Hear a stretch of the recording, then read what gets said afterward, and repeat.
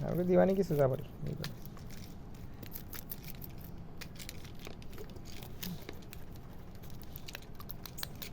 কি করে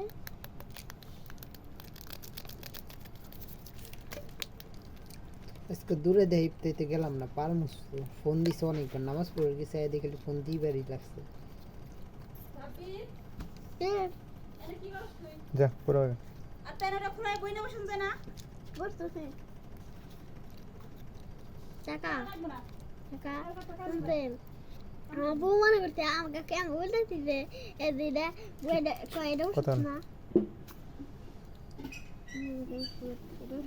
যা পুরো